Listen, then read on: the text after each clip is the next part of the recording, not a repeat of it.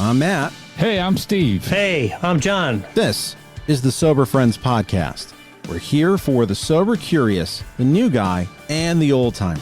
We're here to talk about the stuff anyone looking to live alcohol-free has to face day to day, and how we overcame those struggles. We speak for no 12-step group, but we do try to remain anonymous. You're not alone. This is the Sober Friends Podcast. One of the meetings that Steve and I go to consistently is on Monday night, and the meeting is a big book meeting. If you're new to recovery, you don't know a lot about AA, there are different types of meetings. There's open meetings, closed meetings. Closed meetings means it should just be people who are looking to give up alcohol or have done so. They have a desire to stop drinking. Speaker meetings, literature meetings, and the one that we go to is a big book meeting where you go around the room. The format is different depending on where you go. Generally, we'll go through a chapter, read a couple paragraphs, and then we have a discussion. You might think, how long can you go to a meeting like this? And for me, it's been over 10 years. 10 years of going through this book over and over and over and over and over again. And you may think, you must be really bad at this. Yeah, right. If you've got to read this damn book that many times, and then you take it home, and then you go to Joe and Charlie's study groups, what the hell is wrong with you that I don't pick up a novel again and read it 48 times. So why, Steve? Why do we go over this book over and over and over and over again? Good to be with you this morning, Matt. Always. It is an interesting thing. I even questioned that myself early on. I don't question it anymore.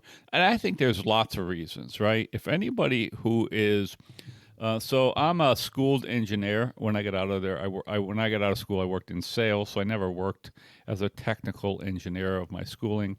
But I did a lot of that, and I still have a lot of those type of interests. I'm very curious about things in that nature. And if you are a schooled engineer or a school doctor or any type of really profession, you're in a constant learning phase, right? You're constantly reading your materials over and over and over again.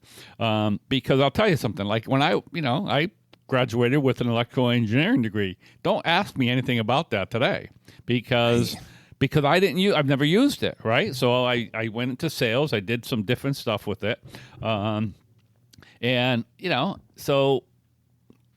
if you don't use it, then you're going to lose it. So that's a big part of it, right? It's a big part of making sure that for many of us, because, again, we talk about it, and listen, everybody's different. We talk about it all the time here, is that for me personally, I need to be reminded over these things because my problems are more than just alcohol, right? My problems are, you can call it, anybody who's in the program, you're going to hear these things, stinking thinking.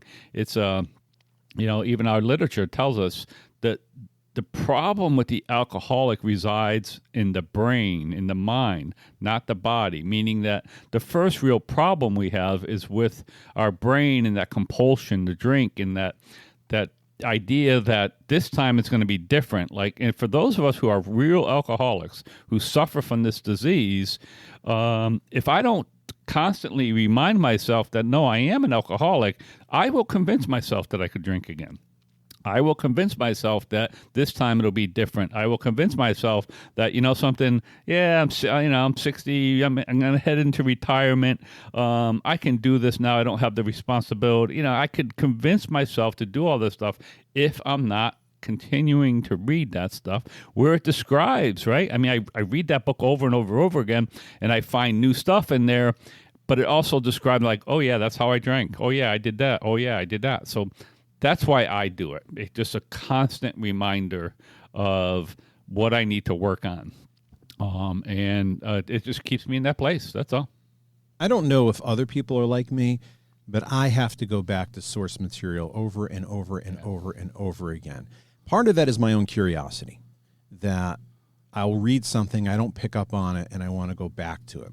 I do this with movies. I do this with books. I do this with learning things, that I like to get deeper and deeper until I master it. This is something that can be said about this book. And one of the reasons is the book is hard to read. There's a lot of meaty stuff in there. and so it takes time. That begs the question, was the book so badly written that it requires us to do this over and over again? I don't think. I mean, it was written at a different time. We talk about that all the time here, you and I. There are certain things that a lot of people struggle with because it was written basically, right, by white men, certainly by white men, and with a Christian slant, but not completely on the Christian slant stuff. There was some other. There was some pretty other waspy. Yeah, waspy. But you had other people in there who were pushing back on that when they wrote the book, so it wasn't completely, but for the most part, it is. Like, there's no question about it. It is, so it can be difficult to read some of that stuff, and that's the other reason why it's helpful to read it over and over again. And here's the other thing that I find, right? We all, like, you and I can read the same thing and interpret that totally different, right? We can. Our brains are different. So you could read it and say, you can read a book and say, hey, here's what I thought about this, whatever. And you're going to interpret it maybe differently than I do. Same thing with the big book. And here's the amazing thing that I find. I sit there and we read a chapter, okay? I know other big book programs who literally read a paragraph, and they will stop and discuss the paragraph, right? That's how detailed those guys get. We don't do it that way. And we basically read our big books around the steps, right? Steps 1 and 2, the first part of the big book. That's and then where we go 3 really and 4. slow. What's that? That's where we go really slow. Right. And so that's what we do with that. So it's just interesting to listen to other people's perspectives and how it helps them. That's the other point. Like, oh, this is how you use this information. Maybe I could use that information, and that could help me manage some things better. Because once we get to this point, like where you are and where I am, like you got 10 years, I'm coming up on 14 years. For most of us, and again, like, I don't have a compulsion to drink. I don't look at alcohol as a solution. Like, all those things have been removed from me. So what I go to meetings for today is to try to keep my life in a neat bundle as best I can. And I'll share this. Like, Friday night, I went to my Friday night. It's a men's group, so it's a closed meeting. Our Monday night's an open meeting. An open meeting means anybody can come. You can come in, anybody. Doesn't matter. You don't even have to be an alcoholic. You can just want to see what an AA meeting is like. You could just show up, sit down, participate. Closed meetings is for people who are looking to get sober, all right, for alcoholics. So Friday night's a closed meeting. Got one of the guys come in, one of my good friends in the program comes in, and he's approaching retirement age, and he's got this not a cushy job, but easier than he's used to, and he hits this point where he feels like he should quit this job and get another job and all this kind of stuff. And, here's a guy who's probably 3 years or 4 years away from retirement. And he says, like, he's got no responsibility in this job. He was used to having lots of responsibility. It pays him. Like, it's the job he wants to coast into retirement. And here he is, and I identify with it completely. Oh, I should change this shit up. Like, no, you shouldn't. You should keep your head down, and you should ride this thing into retirement. And I shared on that. I'm like, listen, I don't need other people. I don't need my work. I don't need alcohol for me to make bad decisions that impact my life, right? And that's why I keep coming to read the book over and over again, because it talks about that problem that is centered in our minds rather than our body, which is the part that I struggle mostly with. One of my favorite quotes in the book talks about contempt prior to investigation. And I use this in all parts of my life. I don't know the full quote, but I know that line, contempt prior to investigation. And that is in my head when I have a closed thought about something, that I need to dig a little bit more before that. And Joe and Charlie talk about, were people less smart in the 1500s than they are today? And there can be a case that said they were a lot smarter. I mean, Da Vinci was brilliant. There were ideas around flying machines centuries ago And what may have held them back are fixed ideas. There was a time when the church had a grip, and anything that might have threatened their grip or thoughts of God was pushed down.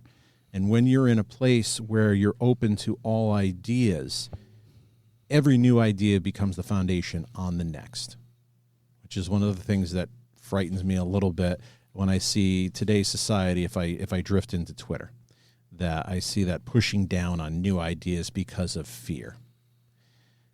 The big book you could read all by yourself, designed to be sent person to person where there are no meetings.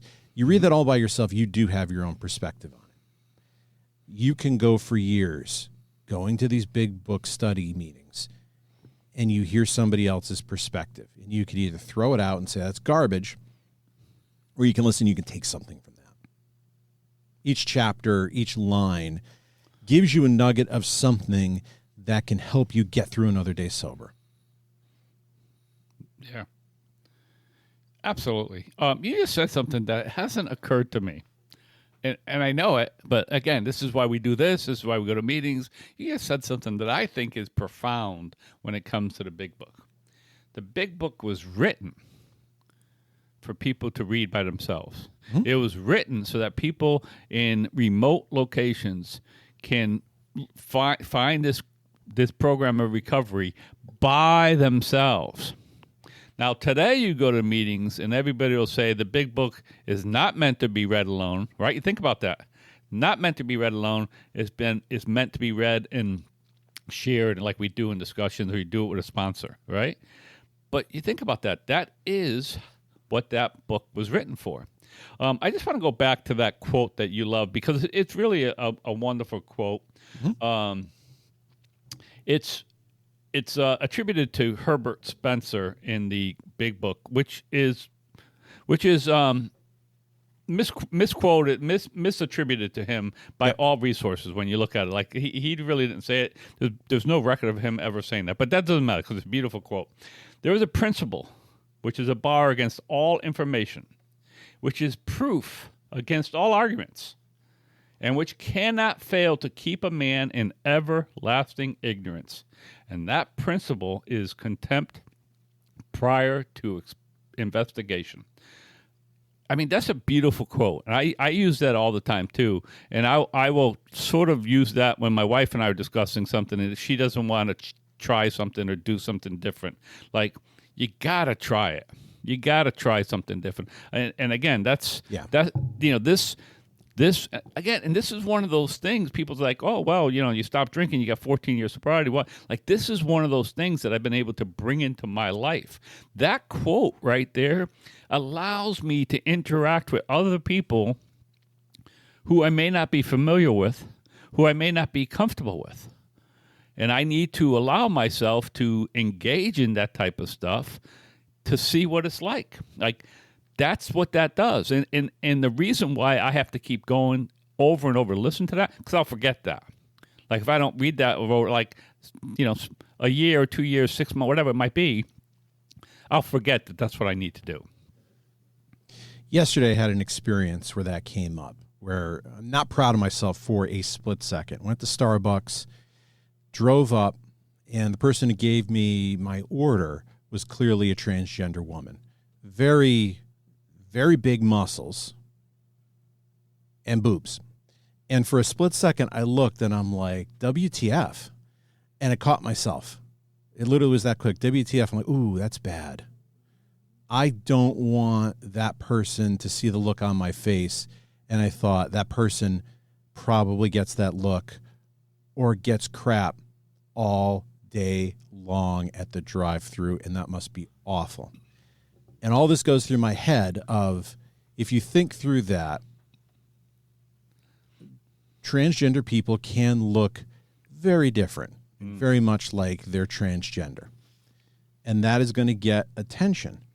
And yet, this person going through a transition looked at that as, that is going to make me less uncomfortable than dealing with crap all day.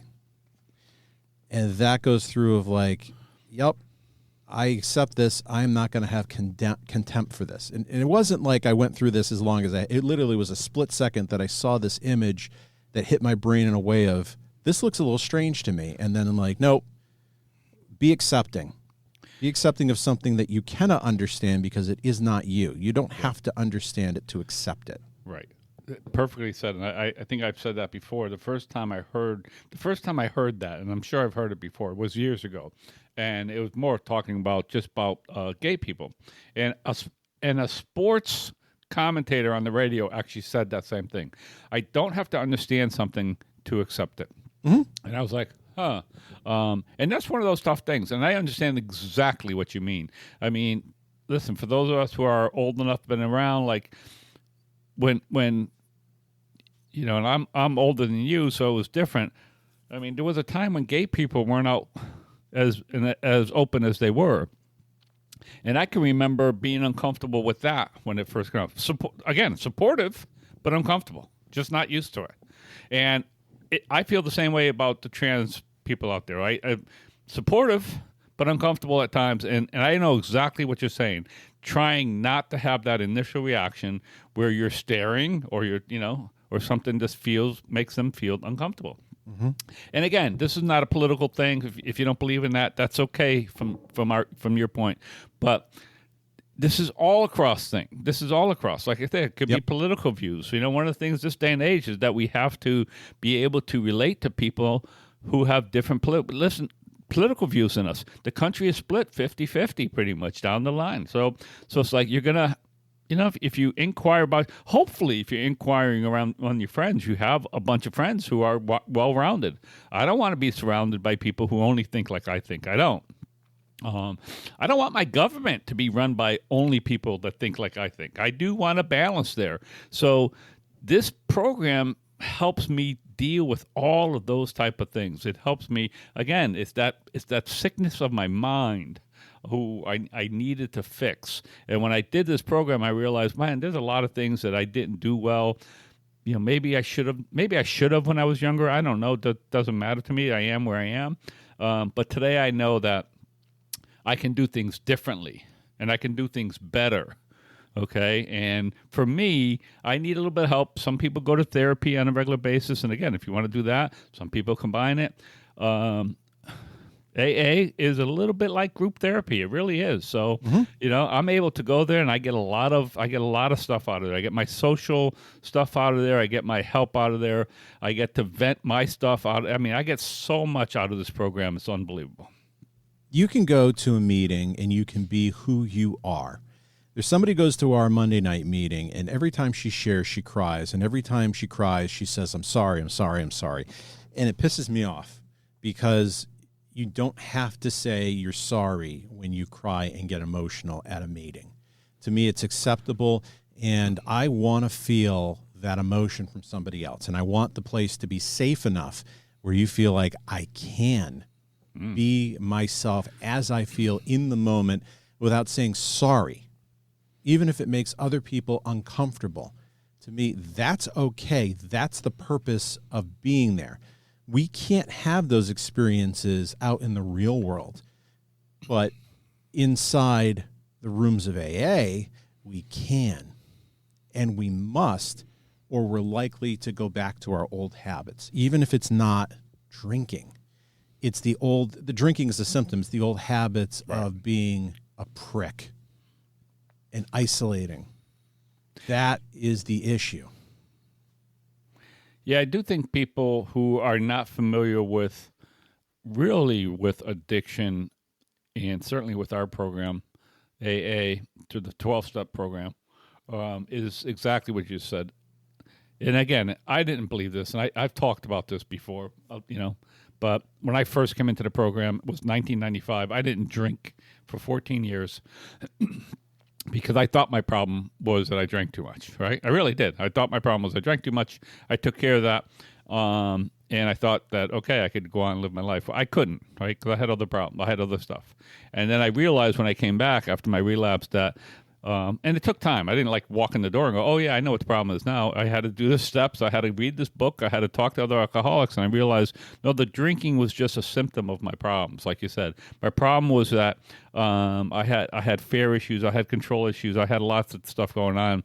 And that when those feelings got overwhelming to me, I drank in order to make myself feel better, which worked for a while, and then it didn't work anymore. So that's what it is. Like, it's, the drinking is a symptom of my problem. And therefore, if I don't take care of the real problem, right? Like, it's like any chronic disease, right? You think about a chronic disease, arthritis, whatever, anything it might be. If there are certain things you can do through your diet, through exercise, to help yourself with those things, you'll feel better. And if you don't do those things, you won't feel better, right? It's the same thing with our addiction. If I treat my addiction, if I treat the mental obsession, all that kind of stuff, and fix those problems, then chances are I'm not going to drink. And so far, it's working that way for me. If you look at old texts, people read the Bible over and over again. There are some pretty, for lack of a better term, biblical things that happen in the Bible. Stonings, and murder, and crucifixions. And those things are not done today, nor would we want to bring them back. Yet we go over that text, and it changes from what is the exact word there to what are the messages that are relevant today, and how do we make it work in this society where we don't have crucifixions anymore, but we do have the internet. It's the same with this book. We're getting to 100 years that this book has been out. I don't know if we have whoopee parties anymore. Right. And even in the 4th edition, which was written in 2001, it talks about modem to modem. I don't think people talk about modems as a driver like they used to. And you have to take some of the interactions in there and say, how does this work for today? There was that story we read the other day, maybe it was a couple months ago, where the guy said I was on news programs and magazines and stuff. And I thought that this was a relatively recent story. I looked it up. It was 2nd edition. Right. And just looking at that, and I'm like, that will soon be a very outdated example of news magazines and radio and TV because of how we communicate. So you have to look at some of the dated terms and not be turned off, and you turn it into, okay, so how is that now relevant today? Life for me and the way life is lived is different than it was 10 years ago. Even 10 years ago, I've got to refocus what's in that book for today. The stories, the first 164 don't get changed. It hasn't gotten changed in 4 editions. We are ripe for a 5th edition because we need more stories in the back to bring people in. People who are gay, people who are transgender, people who are from other countries who live a different lifestyle, definitely different religions. I think we need to have more Eastern religions, Islam, things that are not white Christian, because we need to open the doors to everyone. This disease does not cut across just waspy people. It's Mexicans, it's South Americans, it's people in the Far East, it's people in Eastern Europe. As long as they're Homo sapien, they could become addicted to alcohol regardless of what their lifestyle is. To me, I think that's very important to reach more people. And even if it's somebody who talks about, I grew up in Yemen, alcohol was illegal, yet I'm an alcoholic. Right. I can't understand that life, but I can understand what it did to them. Right.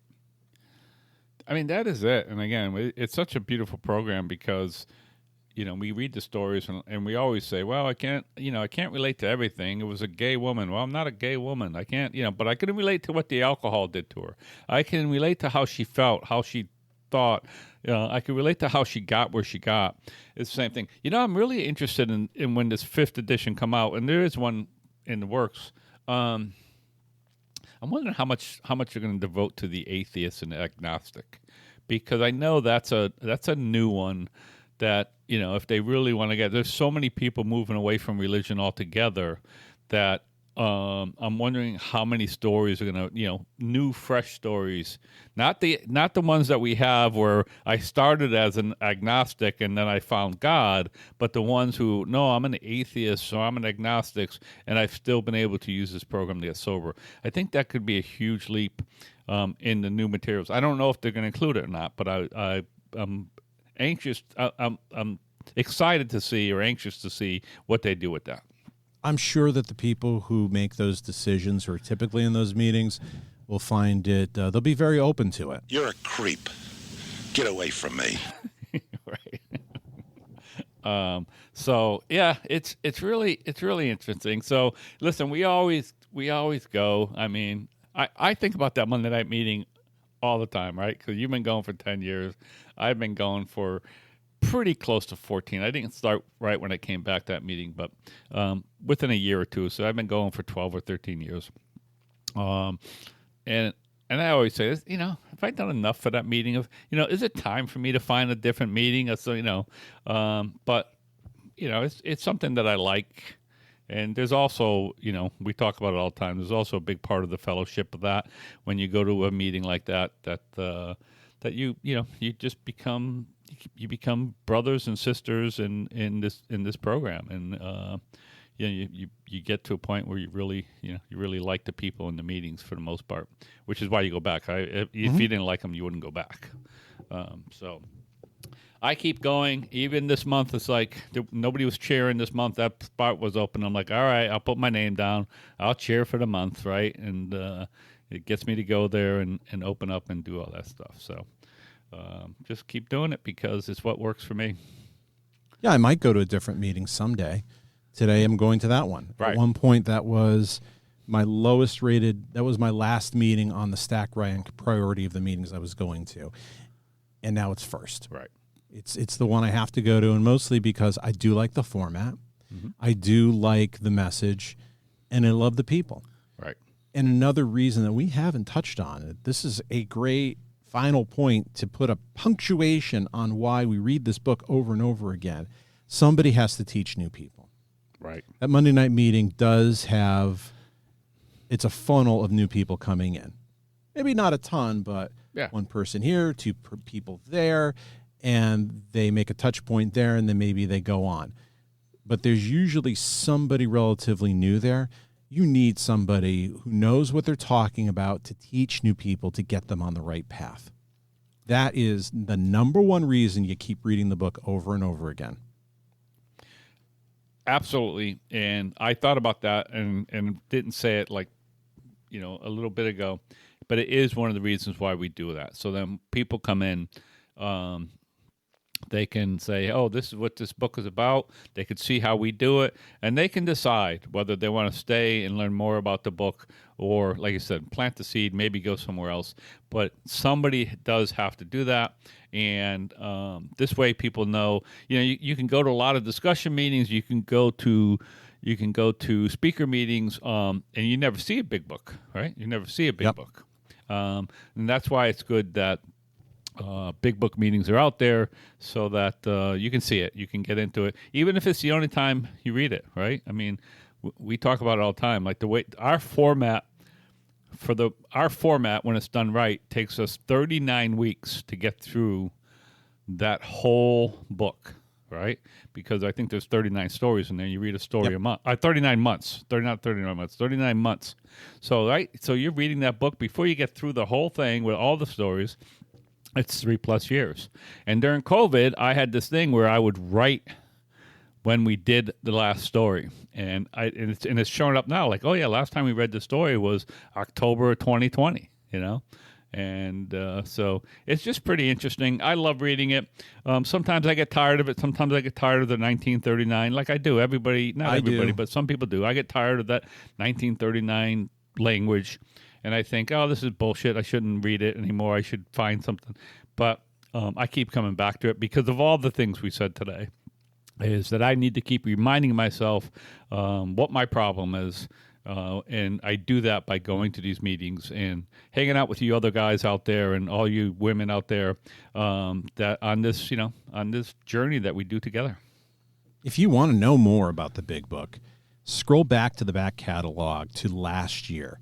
I spent about 2 years doing some research on the Big Book, writing the Big Book with William Shaberg. I would start with the William Shaberg interview. I think it was about January or February of 2023, and then listen to the whole writing the Big Book, Decoding the Big Book series, where I basically talk about summarizing what Bill put in the book. There's some sound clips. There's good resources in there to help you, like a Big Book meeting in your pocket, and then I read it. So if you're one of those people, not much of a reader, it gives you an audiobook format. It's a great resource. That's why I did it, and I'd appreciate it because I thought it almost killed me, and I'll never do something like that again.